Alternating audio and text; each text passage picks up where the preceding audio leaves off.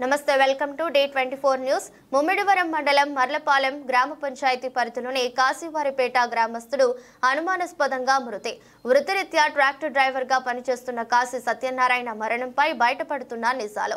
మృతుడు మరణంపై సోదరుడు కాశీ బాలయోగి మీడియా ముందు బయటపెట్టిన నిజాలు. రంగంలోకి దిగిన ముమ్మిడివరం సిఐ ఎస్ఐ సిబ్బంది మృతుని భార్యతో పాటు మరో ఇద్దరు వ్యక్తుల్ని అదుపులోకి తీసుకుని విచారిస్తున్న పోలీసులు అక్రమ సంబంధం నేపథ్యంలో భర్తను హతమార్చినట్లు అభియోగాలు బయటకు వస్తున్నాయి. అన్న మృతుడు సోదరుడు ఖననం చేసిన మృతదేహాన్ని పోస్టుమార్టం చేసి హత్యకు కారణమైన నిందితుల్ని శిక్షించాలని కుటుంబ సభ్యులు డిమాండ్ చేస్తున్నారు. కోనసీమ జిల్లా సార్, మాది కొత్తనాక మర్లపాలెం కాశీవారిపేట గ్రామం మాది. మా అన్నయ్య కాశీ సత్యనారాయణ గారు, నా పేరు కాశీ బాలయ్య అండి. కాశీ సత్యనారాయణ గారు సూసైడ్ చేసుకున్నారని మా వదిన గారి పేరు కాశీ విజయ్ కుమార్ గారండి.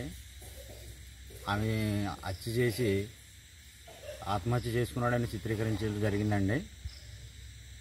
చిత్రీకరించిన తర్వాత మేమందరం అక్కడికి వెళ్ళడం జరిగిందండి. ఏం చేసుకున్నారని అడిగితే ఆయన ఊరేసుకున్నారని చెప్పడం జరిగింది. ఎలా చేసుకున్నారంటే ఆమె మనకి సరైన సమాధానం చెప్పలేదండి. చెప్పకపోగా మా గ్రామస్తులందరూ వెళ్ళి అడిగినా కూడా ఆమె మాకు ఏ రెస్పాండ్ చెప్పలేదు. మా అన్నయ్య గారు కాశీ సత్యనారాయణకి ఒక అమ్మాయి ఒక అబ్బాయి అండి. అమ్మాయి వచ్చి హైదరాబాద్లో సాఫ్ట్వేర్గా చేస్తుంది. ఆ అమ్మాయి వచ్చే వరకు మా అన్నయ్య గారు మృతదేహాన్ని అలా ఉంచడం జరిగింది. ఆ అమ్మాయి వచ్చిన తర్వాత కూడా ఆ టైంలో మేము ఏం చేయాలో సందేశంలో ఉండి ఆయన దానపరచడం జరిగింది.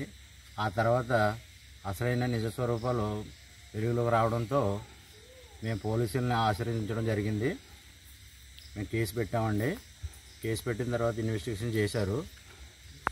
మా అన్నయ్య గారి భార్య కాశీ విజయ్ కుమారి, ఆమెను అరెస్ట్ చేయడం జరిగింది. ఆమెకి ఇల్లీగల్ కాండక్ట్ ఉండటంతో ఇద్దరు ఉన్నారండి. ఆయన పేరు కాశీ శ్రీనివాసరావు, కొండేపూడు రంగా అనే ఇద్దరు వ్యక్తుల వల్ల మా అన్నయ్య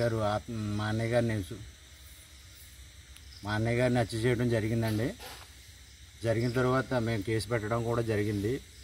ఈ రోజంతా పోలీస్ స్టేషన్ దగ్గరే ఉన్నాము. ఎస్ఐ గారు, సిఐ గారు, డిఎస్పీ గారు విచారణలో ఉన్నారు. ఏమైందన్నది రేపు మార్నింగ్ మనకి తెలియజేస్తామని చెప్పారండి. ఆత్మహత్య అని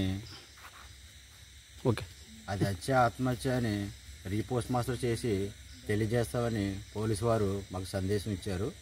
మేము సందేశం కోసం ఎదురు చూస్తున్నాం. మాకు న్యాయం చేయాలని పోలీసు వారిని కోరుకుంటున్నాను.